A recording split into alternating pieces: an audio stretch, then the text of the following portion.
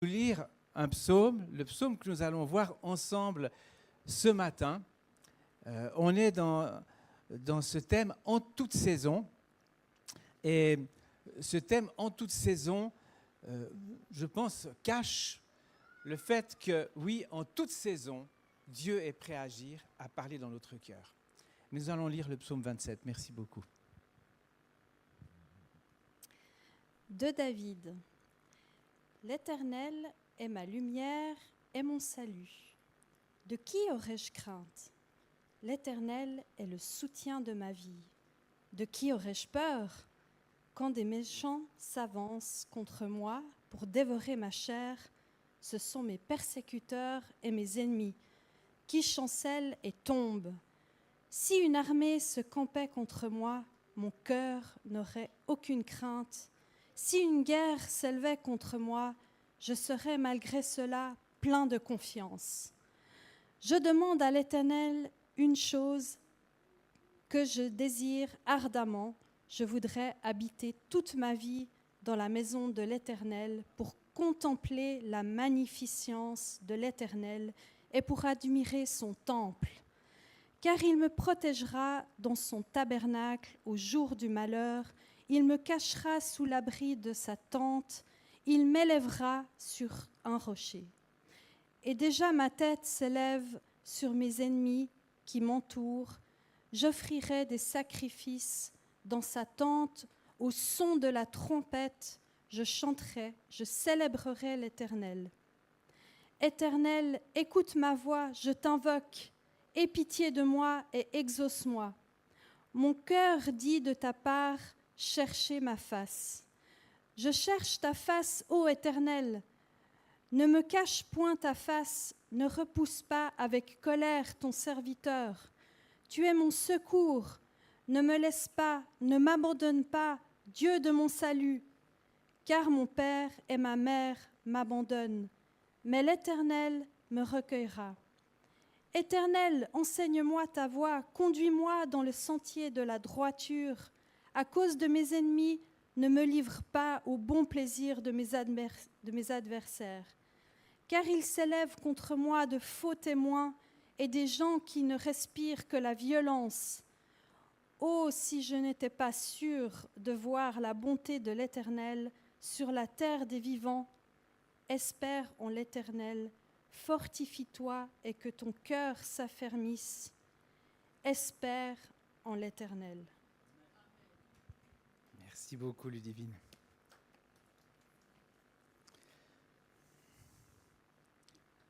Amen. Un super psaume, n'est-ce pas?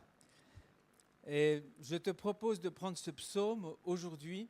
Je crois qu'il a des choses à nous dire par rapport à cette réalité qu'en toute saison, Dieu est avec nous. On a l'habitude, souvent, quand on a un changement de saison, de changer les pneus de nos voitures, n'est-ce pas? Et puis, parfois c'est les pneus d'hiver, les pneus d'été, mais certains, ils mettent des pneus toute saison. Et je crois que Dieu veut nous équiper avec des pneus toute saison et nous donner des éléments qui nous permettent de passer par toutes les saisons de nos vies, qui sont très diverses, nous le savons. Le psaume 27 sur lequel nous allons nous arrêter ce matin est un élément important qui va dans ce sens. David nous invite dans sa vie et dans le secret de son intimité avec Dieu, de ses luttes, de ses victoires au travers de plusieurs psaumes, dont celui-ci. Le thème de ce psaume pourrait être celui-ci: en toute saison, en toutes circonstances, deviens certain que tu verras la bonté de l'Éternel. Ici, maintenant, sur cette terre. Il peut être mis en lien avec un texte dans Lamentation de Jérémie 3, 21, qui fait tellement contraste avec justement toutes sortes de lamentations de la part de Jérémie dans un temps difficile. Et il dit: voici ce que je veux repasser en mon cœur, ce qui me donnera de l'espérance. Les bontés de l'Éternel ne sont pas épuisées. Ses compassions ne sont pas à leur terme. Elles se renouvellent chaque matin. Oh, que ta fidélité est grande. Et le psaume 94, rassasie-nous chaque matin de ta bonté et nous serons toute notre vie dans la joie et l'allégresse. Est-ce qu'on a le droit de dire une telle chose? Toute ma vie dans la joie et l'allégresse. On se pose parfois la question quand même, face à ce qu'on voit autour de nous, face à ce qui se passe autour de nous, a-t-on le droit d'être dans la joie et l'allégresse? La Bible nous dit que oui. La Bible même nous y invite. Elle nous y invite pourtant avec aussi de la compassion dans notre cœur, avec parfois des temps de tristesse, mais qui ne nous enlèvent pas cette joie profonde en Dieu. Dieu ne veut pas que tu sois dépendant des circonstances, mais en tout temps, en toute saison, qu'il pleuve ou qu'il neige, qu'il fasse doux, agréable ou trop chaud, que tu aies le vent en poupe ou que tu luttes à contre-courant, il veut que tu saches que les bontés de Dieu sont là pour toi et qu'elles triompheront de l'adversité.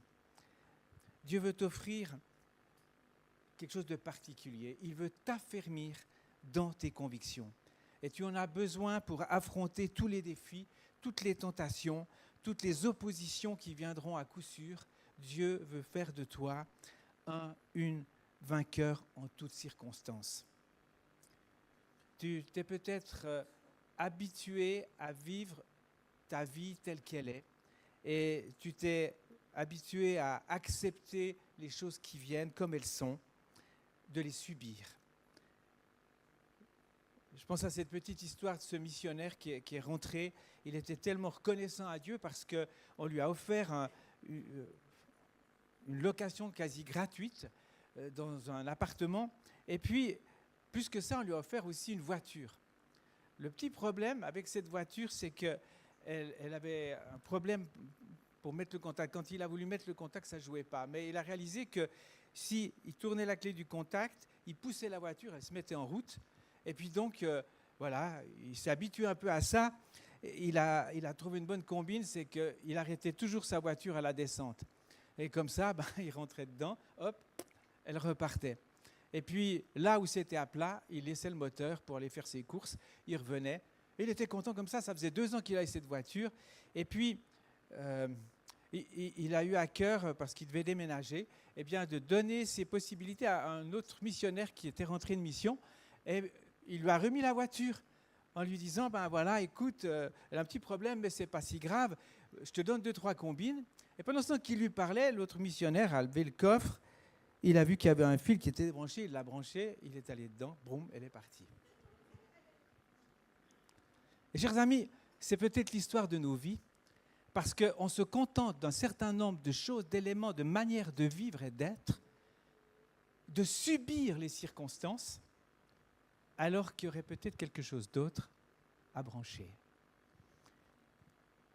Ce que Dieu veut que tu saches pour t'accompagner tout au long de ta vie, c'est qu'il est pour toi comme il a été pour David. Il désire que tu puisses dire comme David, verset 1, « L'Éternel est ma lumière et mon salut. De qui aurais-je crainte?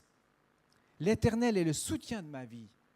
De qui ou de quoi aurais-je peur? Il est ta lumière et il le sera tout au long de tes jours.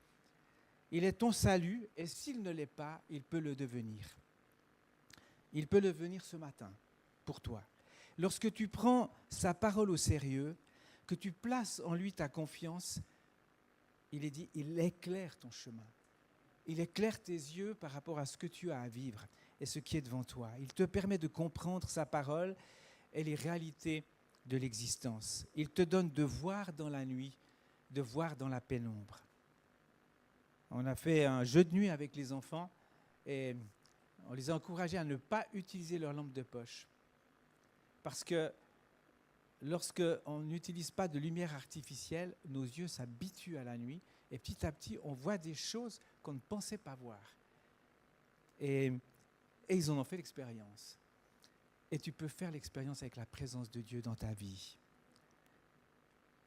Ce que Dieu veut que tu saches et qu'il désire que tu exerces tout au long de ta vie, c'est que tu n'as pas à avoir peur. Il est là avec toi. Il est là près de toi, en toi. Combat la crainte et la peur. Ne les accepte pas dans ta vie.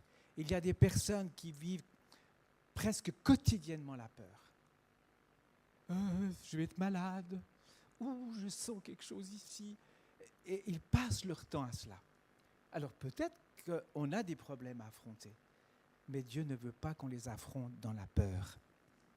Martin Luther King, qui est un homme que l'on connaît tous, on a entendu son histoire, qui a été devant des situations, beaucoup de gens en voulaient à sa vie, voulaient même l'atteindre au travers de sa famille.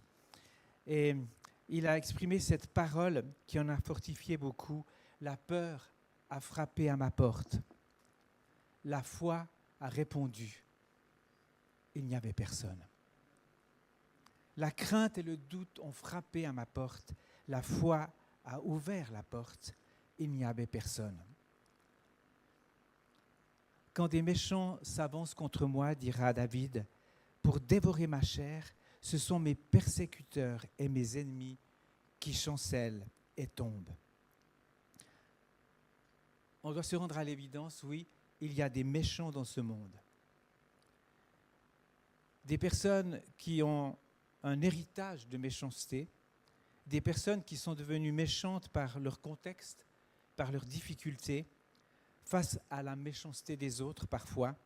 Il y a des personnes qui ressentent de la colère, de la hargne, même à l'égard de leurs propres conjoints, de leurs proches. Et je pense à ce témoignage d'un de mes collègues qui s'appelle Roberto, ici à Genève, qui était un homme ivrogne qui battait sa femme presque chaque jour, qui était connu comme une personne irrécupérable et qui, un jour, est arrivé dans un endroit où il y avait une tente d'évangélisation et, par hasard, sur la place de Plainpalais, et il était touché dans son cœur et il s'est donné à Jésus. Et cet homme, si vous le rencontrez aujourd'hui, c'est une crème. Jamais on n'imaginerait que ça a été son vécu. C'est un homme de paix, il respire la paix et ses enfants sont épanouis et sa femme est épanouie. Elle ne dit que du bien de lui parce qu'il y a une transformation dans son cœur. Chers amis, malheureusement, il y a des conjoints qui ont fait bien du mal à celui et celle qu'ils ont épousé.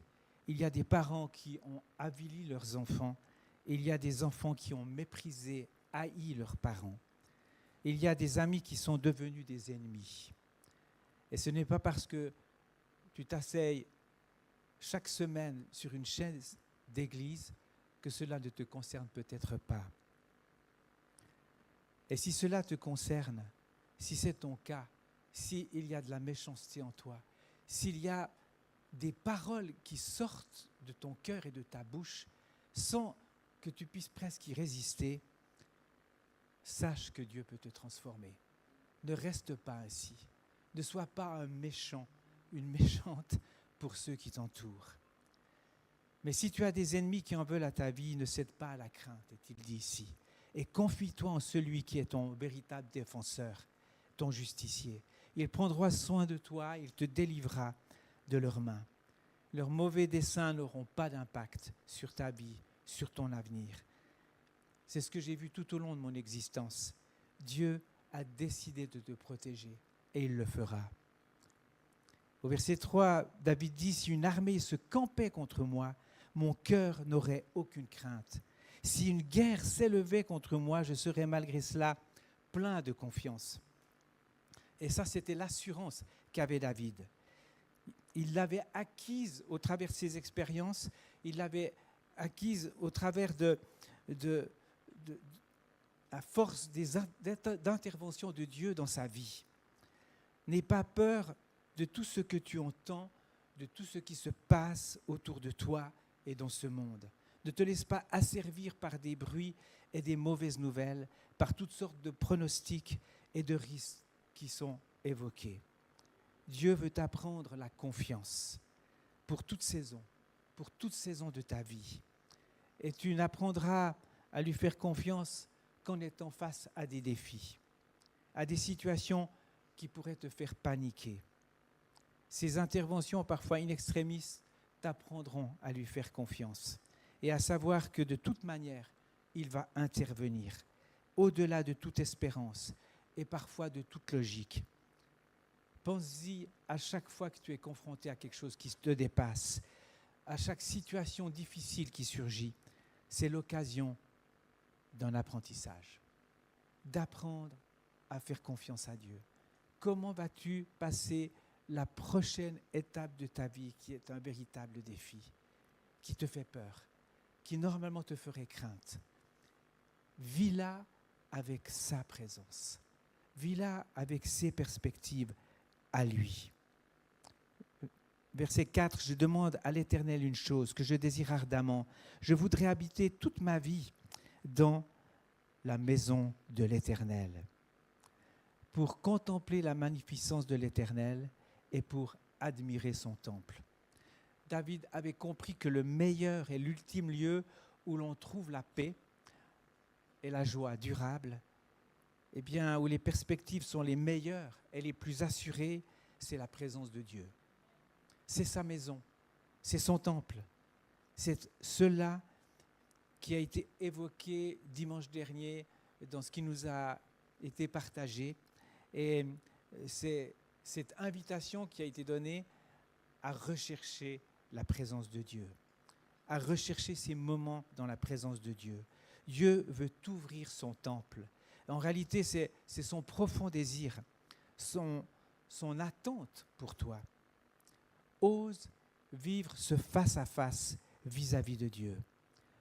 Ose être dans la présence de Dieu. Cela en vaut la peine. Pourquoi t'appellerait-il à t'approcher de lui pour qu'il te ferme la porte? Crois en sa présence, en sa réponse. Jésus dira dans Matthieu 7,11 « Si donc méchants comme vous l'êtes, vous savez donner de bonnes choses à vos enfants, à combien plus forte raison votre Père, qui est dans les cieux, donnera-t-il de bonnes choses à ceux qui le lui demandent ?» Il veut se révéler à toi. Il est ce bon Père qui va te donner la meilleure tranche de gâteau.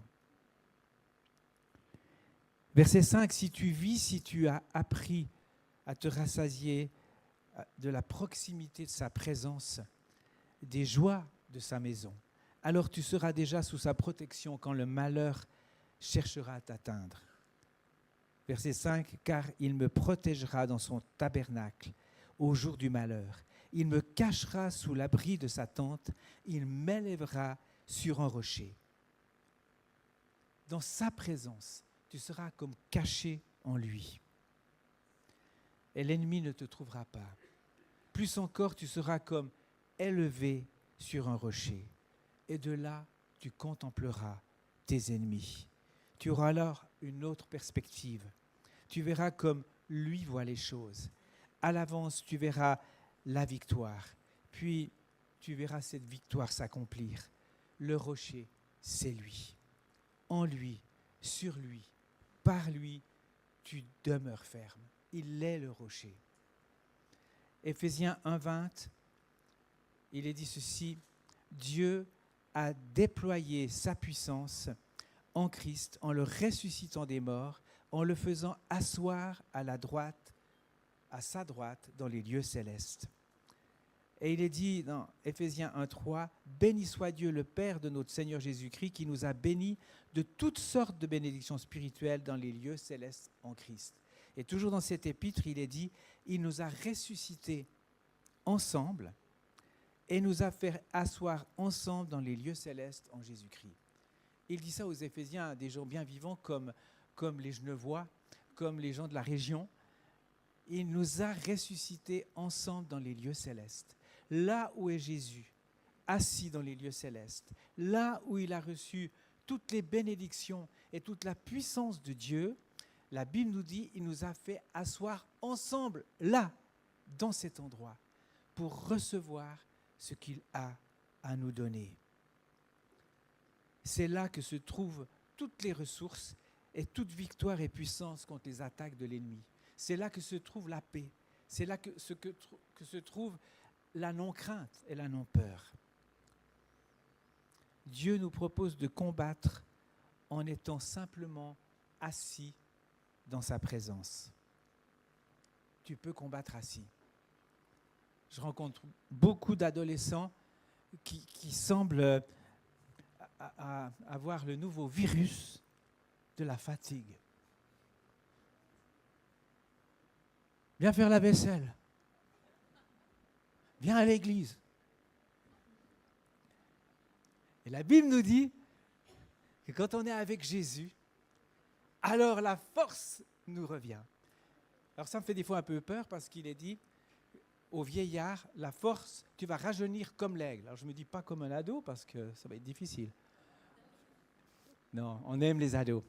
Et ils en ont peut-être plein le dos, mais il y a un avenir pour eux, n'est-ce pas? Et Dieu, si tu es un ado, veut te faire prendre conscience, la force est en lui. Elle est en toi, en fin de compte. Il suffit juste de la redresser un peu. Et elle est là. Alléluia. Verset 6. « Et déjà, ma tête s'élève sur mes ennemis qui m'entourent. J'offrirai des sacrifices dans sa tente au son de la trompette. Je chanterai, je célébrerai l'Éternel. » Au fond, c'est dans ces moments-là que tu saisiras que la puissance qui est en Jésus est avec toi. Pour toi, en toi, sur toi, et que tu as la possibilité de vaincre tous tes adversaires. Toutes les adversités. Il en découle une profonde reconnaissance. Il en découle de la joie dans nos cœurs, produisant une véritable louange envers Dieu. Quand on découvre, on ressent, on vit, on réalise ces choses. Un leader international de l'Ange disait « Lorsque je loue Dieu, l'ennemi n'est pas heureux. Il ne supporte pas la véritable louange à Dieu, cela le fait fuir. » Il disait encore « À chaque fois que je me trouve face à lui, à l'ennemi, que ce soit au travers de tentations, d'adversités, je loue Dieu. Il me laisse alors rapidement tranquille et je réalise qu'il n'aime pas revenir à la charge pour ne pas provoquer ma louange. » Et je crois à cette réalité. Si la louange est dans ta vie, si à chaque fois que l'ennemi te tend un croche-patte, tu loues Dieu, il n'a pas envie de revenir. Il va dire juste, je ne veux pas encore créer la louange à Dieu. C'est juste le contraire qu'il veut créer. David continue, verset 7. « Éternel, écoute ma voix, je t'invoque, aie pitié de moi et exauce-moi. » Quand tu es dans la présence de Dieu, c'est le lieu et le moment propice à l'intercession. C'est le lieu où tu peux t'attendre à l'exaucement. Sois hardi. Rappelle-toi que tu es sa fille, son fils. Persévère dans l'intercession pour tes amis, pour ta famille, pour ceux que le Seigneur a placés sur ta route. Et le Seigneur continue son œuvre. Et petit à petit, l'ennemi perd de son acuité, perd de son droit. Verset 8, « Mon cœur dit de ta part, cherchez ma face. Je cherche ta face, ô Éternel. » Dieu vient t'aider dans le défi de la prière et face à tout ce qui t'arrive. Son esprit te pousse à prier, à élever ta voix. Il te dit, cherche ma face. Il te pousse à le dire aux autres. Cherchez la face de Dieu. Cherchez la face de Dieu. Cela en vaut la peine. Une porte vous est ouverte que personne ne peut fermer. Nous sommes appelés à nous encourager réciproquement. Obéis, réponds à ces impulsions qui viennent dans ta vie. Ces moments où tu entends « cherche ma face ». Personnellement, il y a malheureusement souvent, j'ai entendu cette voix, mais il y avait juste ce petit truc à faire. Et une fois que je l'ai fini, je ne pensais plus à ça. J'y repensais après. Je me dis, ah zut. Exerce ton réflexe quand tu entends « cherche ma face ». Cherche sa face. Prends un petit temps à part. Parfois, il suffit, mais de peu de temps. Vous connaissez la prière de la ménagère, qui a toujours quelque chose à faire. C'est une femme qui disait, eh bien moi, oui, quand j'en sens l'impulsion de Dieu, je prends mon tablier et je prie. Ça me dure des fois 2 minutes, quelques secondes, et je suis exaucé, et je continue à travailler. Vous savez, parfois c'est quelques instants, parfois c'est des plus longtemps. mais saisissons ces moments où Dieu nous invite. À chaque fois que tu ressens autant, cherche ma face. Cherche, tu trouveras. Verset 9, ne me cache point ta face. Ne repousse pas avec colère ton serviteur. Tu es mon secours, ne me laisse pas, ne m'abandonne pas, Dieu de mon salut. Il y a un moment où tu dois réaliser qu'il n'y a pas d'autre ressource, qu'il est le seul à pouvoir étancher ta soif, le seul à pouvoir répondre à tes véritables besoins, le seul à avoir la puissance de te délivrer, à pouvoir agir dans le cœur de tes proches et de ceux qu'il te met à cœur. Il y a des moments où tu dois réaliser que Dieu aurait toutes les raisons de ne pas accepter ta prière, de te repousser loin de lui, que tu n'es pas en toi-même digne de t'approcher de lui.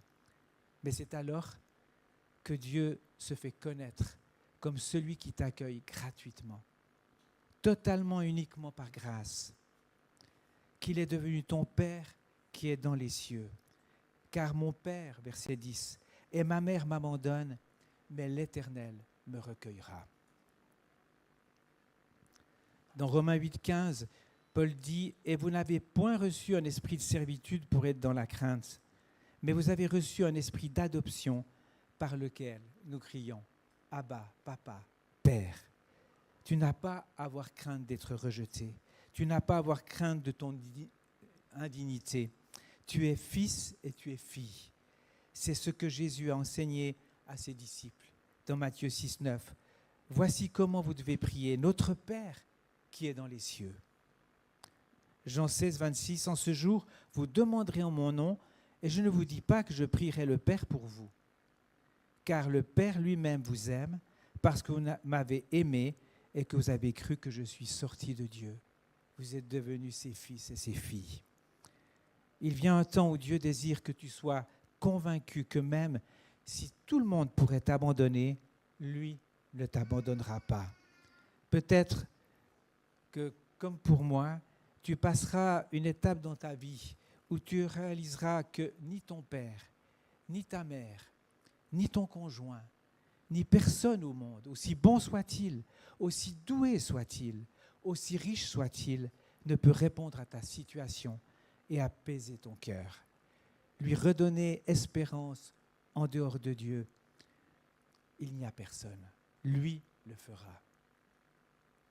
Verset 11, « Éternel, enseigne-moi ta voie, conduis-moi dans le sentier de la droiture, à cause de mes ennemis. » Il y a un moment, une saison où tu ne dois pas seulement compter sur la grâce de Dieu pour passer au-dessus de tes inepties, de ton mauvais cœur, de tes écarts, mais où tu dois apprendre à travailler avec sa force, qui est une grâce, avec son aide, qui est une grâce, à changer et à lui ressembler. Il veut t'enseigner ses voies, ses chemins, afin que ton cœur les emprunte, et plus encore, de plus en plus spontanément. Il veut te conduire sur le chemin de la droiture, celui des hommes droits qui servent l'Éternel et qui agissent selon ses critères. Il veut te conduire sur un chemin où tes ennemis n'auront rien à dire de toi, où ils ne trouveront pas la prise pour t'accuser. Dans 1 Timothée 5,14, Paul dit « Je veux donc que les jeunes femmes ne donnent à l'adversaire aucune occasion de médire. » Dans Tite 2,7, il dit à Tite « Montre-toi toi-même à tous égards un modèle de bonnes œuvres et donnant un enseignement pur, digne, une parole sainte, saine, irréprochable, afin que l'adversaire soit confus, n'ayant aucun mal à dire de nous. » Verset 12, « Ne me livre pas au bon plaisir de mes adversaires, car ils s'élèvent contre moi de faux témoins et des gens qui ne respirent que la violence. » On en a parlé tout à l'heure. Il y a une saison où tu dois réaliser qu'il n'y a pas que des braves gens autour de toi, où tu vas réaliser que si tu veux plaire à Dieu et le servir, tu ne peux plaire à tout le monde. Que même des proches, des personnes que tu as aimées, aidées, peuvent t'en vouloir et devenir tes ennemis. Mais toi, tu n'as pas d'ennemis. Des gens sont peut-être tes ennemis, Mais avec Jésus, tu n'as pas d'ennemis. Tu as que des gens pardonnés. Tu as que des gens bien-aimés de Dieu qu'il cherche, qu'il veut rencontrer. Verset 13, « Oh, si je n'étais pas sûr de voir la bonté de l'Éternel sur la terre des vivants. » Pas seulement dans l'au-delà, mais aujourd'hui. Il veut que tu sois certain de ses bontés. Dieu veut te conduire à une assurance indestructible où tu peux affirmer, oui, la bonté de l'Éternel se manifestera de toute manière en ma faveur. Que ce soit maintenant ou plus tard, que ce soit sur ma vie ou sur celle de mes enfants, de mes petits-enfants. La justice de Dieu viendra de toute manière. Sois-en certain, sois-en certaine. Dieu veut que tu sois certain, certaine de sa souveraineté. Il règne sur toutes choses. Il tient toutes choses dans sa main et il peut tout faire basculer en un seul instant. Et je l'ai vu maintes fois dans diverses circonstances où tu as l'impression, mais ça va presque jusqu'à la fin, mais juste avant, paf, Dieu intervient et les choses changent. Persévère dans cette assurance. Aussi fort que peut être l'opposition, aussi totale semble l'avantage de l'ennemi, bien plus certain est l'action de Dieu en son temps et sa bonté pour ceux qui l'aiment. Verset 14, le dernier, David termine ce psaume par ces mots, « Espère en l'Éternel, fortifie-toi, que ton cœur s'affermisse, espère en l'Éternel. » Espère, espère encore. Dieu veut affermir ton cœur. La Bible nous dit, la foi, c'est une ferme assurance des choses que l'on espère. Une démonstration de celles qu'on ne voit pas. Un jour, un homme est venu vers Jésus. Il s'appelait Jaïrus, c'était un des chefs de la synagogue. Et sa fille était malade à la mort. Et pour ce chef qui savait beaucoup de choses, qui avait une belle place, la vie était facile pour lui. Il n'y avait plus qu'une seule espérance, c'était Jésus. Et il est venu voir Jésus. Et Jésus lui a dit, allons, ta fille sera guérie. Et alors qu'ils allaient, des gens sont venus. Et ils lui ont dit, n'importe plus le maître, ta fille est morte. Et Jésus lui a dit, ne crains pas, crois seulement. Ne crains pas, crois seulement. Et je crois que c'est le message de ce psaume pour toi aujourd'hui, ce matin. Ne crains pas, crois seulement. N'écoute pas certaines choses qui sont dites autour de toi. Ferme tes oreilles à certains éléments. Ne crois pas même certaines choses qui semblent vraies aujourd'hui. Dieu va agir. Nous allons prier. Merci à l'équipe louange de s'approcher. Ce matin, tu peux mettre ta foi dans celui qui délivre, qui agit, qui peut ce que personne ne peut pour toi et ne peut pour tes proches. Approche-toi de lui, dépose devant lui ce qui te fait crainte, qui te pèse et que tu ne penses pas pouvoir obtenir ou voir se réaliser. Dieu va te parler. Il veut te conduire. Ouvre les portes qu'il veut ouvrir avec toi. Il va ouvrir les portes nécessaires, te faire passer là où tu ne t'imagines même pas. Et ce matin, si tu ne connais pas vraiment ce Dieu dont nous parlons, si tu lui as résisté jusqu'à maintenant, si tu l'as rejeté parce que déçu ou par manque de priorité, tu peux le découvrir, tu peux revenir à lui, tu peux te réconcilier avec lui, te confier en lui pour la première fois ou tout à nouveau. Ouvre-lui ton cœur, laisse-le le laver par son esprit qui veut œuvrer en toi. Laisse-lui ton péché, ton mépris, ton doute ou ton incrédulité. Il va agir dans ces moments, dans ces temps qui suivent, dans cette saison de ta vie. Seigneur, merci de ce que tu étends ta main. Et tu poses ta main sur chacun, sur chacune qui ce matin s'approche de toi et veut t'ouvrir son cœur. Seigneur, merci parce que tu es là, le Dieu fidèle, parce que tu interviens dans toutes sortes de situations, parce que tu ouvres des portes là où ça semble impossible, parce que tu ouvres des chemins là où il semble qu'il n'y en a point. Tu es Dieu et tu agis dans ces moments. Merci Jésus. Et si là où tu te trouves dans ces moments, tu réalises, mais au fond, j'ai encore jamais donné mon cœur à Dieu d'une manière claire. Je ne lui ai jamais dit, Seigneur Jésus, entre dans ma vie. Viens purifier mon cœur. Alors si c'est ton cas ce matin et que tu sens que Dieu t'appelle, alors réponds-lui et dis-lui dans ton cœur, je t'ouvre ma vie, je t'ouvre mon cœur.